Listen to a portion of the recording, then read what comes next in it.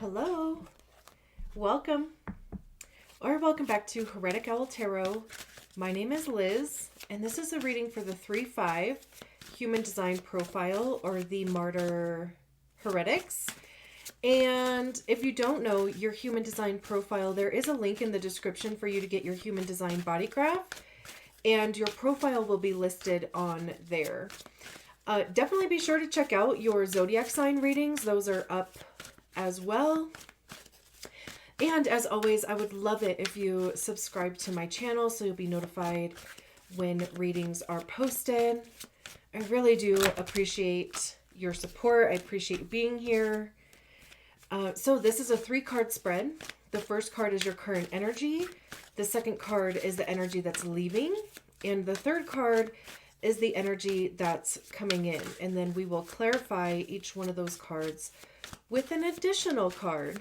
I don't take the jumpers for this spread, so I'm just going to shuffle a bunch of times until it feels right, and then we'll get your cards out. Here we go.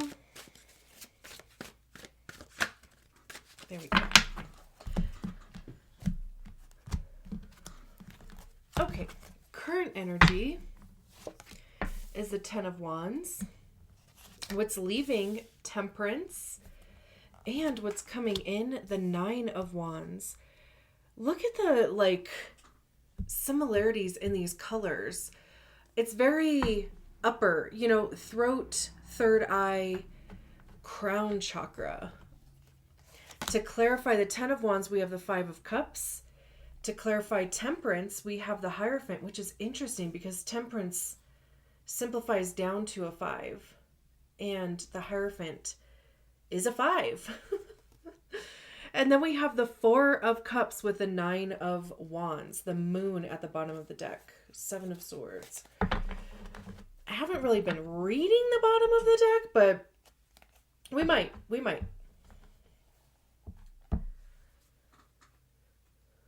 We'll see what comes through. First, I just want to say, all of these cards that came out first, the 10 of Wands, Temperance, 9 of Wands. First of all, that's all fire. And then, 2 cards that clarify are cups. 1 is earth. But also there's a lot of purples, violets, blues, and that just reminds me of the 3 upper chakras. And then the clarifying cards are the bottom 3 chakras, it seems like to me anyway. So that was just the first thing that I noticed when I sat back down here. So with that being said, let's just get back into your reading. Even though, obviously I'm splicing all these together, you don't even know.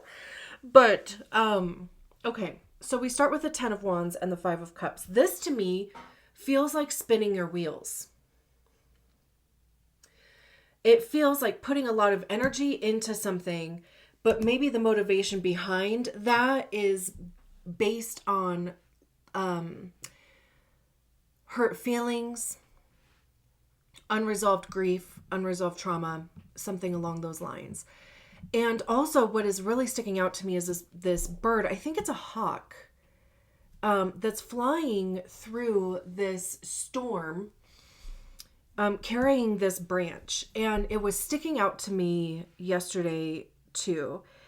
And I just kept getting this feeling of, it's like you're trying to, and this is all current energy, right? It's like trying to do things at the expense of yourself. Because the 10 of Wands also talks about burnout and burden and just taking on more than you actually should or more than you actually need to. 10s are also completion. So there is a level of completion there. 5s are transitionary energies. So they're nothing to really pitch a tent and get stuck in, but there is information to be found there. And again, the 5 of Cups is grieving, depression, loss. It's also focusing primarily on the things that have not worked out. It's focusing primarily on the heartache, the, disappointments, the loss, without also realizing that there are still opportunities or vessels to pour your energy into, because that is kind of the message behind the Five of Cups. Is the focus is on what hasn't worked out but you're not necessarily paying attention to the other two cups that are still available for you. So that's where I'm getting the spinning your wheels. But I mean, it's like putting a lot of energy into something with the 10 of Wands, right? I mean, rain or shine, right? You're going to do it. But again, it's like at your own expense, because you're trying to pour from an empty cup, or the motivation, again, behind the actions that you're taking is from an unresolved experience, an unresolved emotion, an unresolved, and that's kind of where the lines are being blurred or crossed or something. And it's interesting because then we have the Temperance card with the Hierophant card. And what is so interesting with these two is that specifically the Temperance card, is that, look at this. We have this bird flying through this storm, right? It does look like a hawk to me. Look over here on this Temperance card. There's this bird here, and I was staring at it because I'm like, what? It's like an illustration, but it was reminding me of is it binary code or whatever, matrix, right? The zeros and the ones. Even though I don't think that's what's, in this illustration of the bird. It just was the imagery, I guess, that was given to me in my head. And then we have this other bird that looks also like a hawk. There's no storm to be found here, right? And so, Temperance, there's these two cups, and I was talking about in the Five of Cups, right? The focus being on the three cups that are spilled over. There's still two cups left to be explored, considered, poured into, poured out of, whatever, right? So we have these two cups on the Temperance card. And it does, the Temperance card is about alchemy. It's blending together of energies. There is a patience quality to Temperance because it takes time to come up with the perfect formula. Trial and error, right? Which is very third line coded. And not to mention too, both of these, so the Temperance is 14, which simplifies down to a 5. The Hierophant is a 5. 5 of Cups, right? 555. You might see that around somewhere, but 5s are also soul-directed change. The Hierophant to me feels like a message coming in. It also, for some reason, feels very calming too. Elephants don't really move that fast unless they are trying to intimidate, right? I'm trying to think of any video I've ever seen of a elephant. I mean, for the most part, they're just walking, right? And it feels very grounded, very assured is coming to mind too. Not to mention, there's a star here between the two cups and the Temperance card, and also even at the crown of this elephant here, but there's 3 stars. I think that there is downloads or an opportunity to reassess how you are approaching a situation. And again, your motivation behind it. This is also going back to the 10 of Wands and the 5 of Cups, this could be the not self theme of whatever your type is. Because truly, your strategy and authority is designed to help you enter into the quote unquote correct experiences for you. And when we try to, because we are conditioned in most cases to operate outside of our own design, outside of our own guidance, right? That's where we start running into frustration, anger, bitterness, dissatisfaction.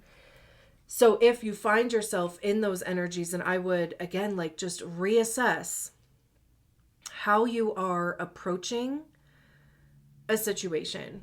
Even like with the binary code, like the matrix thing, right? Like goes very much into like your design, right? So this could be a reminder about investigating your design more, not investigating, experimenting with your design more. This is also with a Hierophant, it's information being passed on. So this is in the position of what's leaving or what's no longer serving you too. It definitely does feel like a lesson though. And again,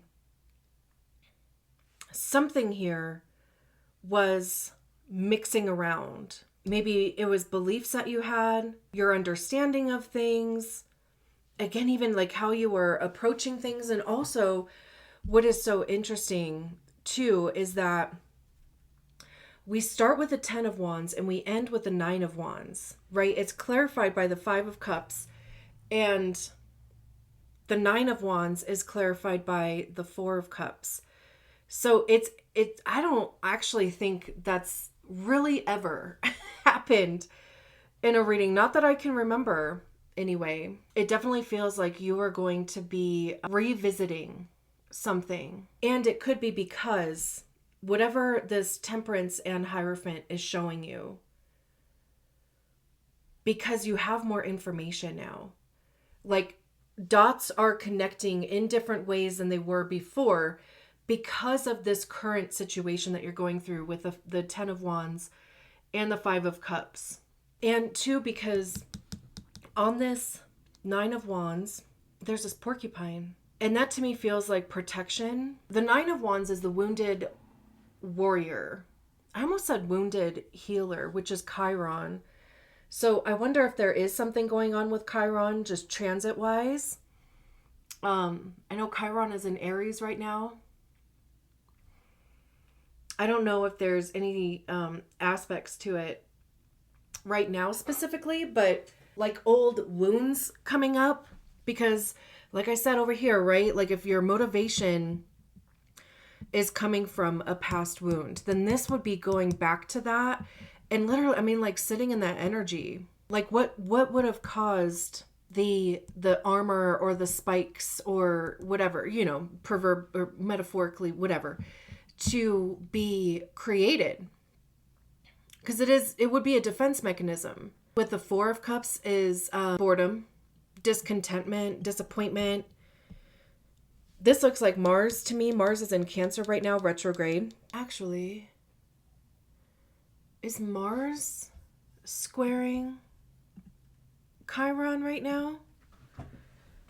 Let me just look really quick. I don't know. Chiron is at 19 degrees. Mars is at 19. Okay, so here we go. Yeah.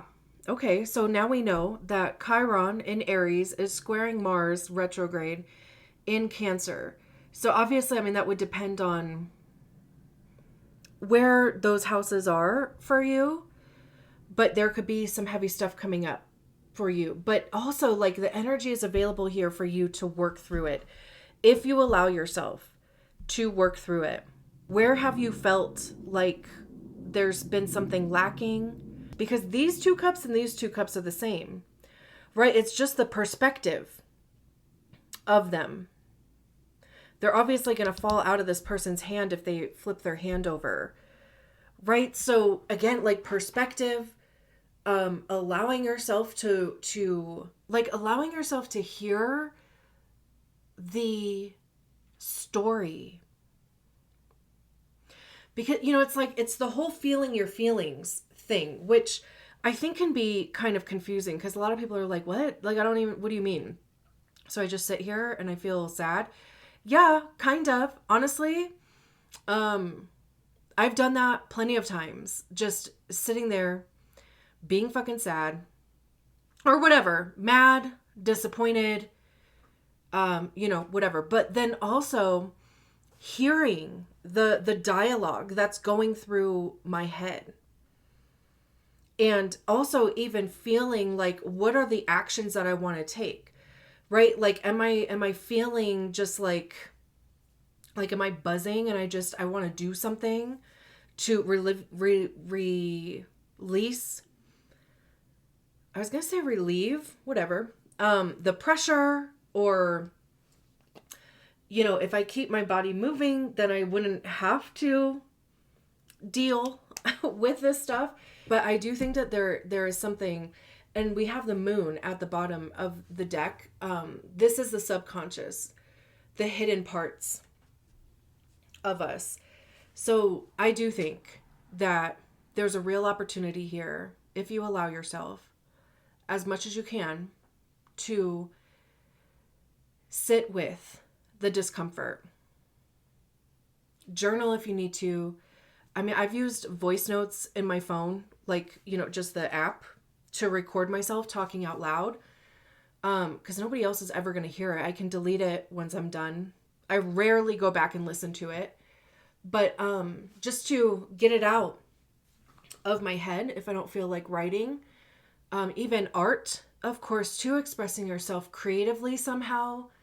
But truly, right, it's allowing yourself to feel that buzz, to feel the vibration of anxiety or discomfort in your body.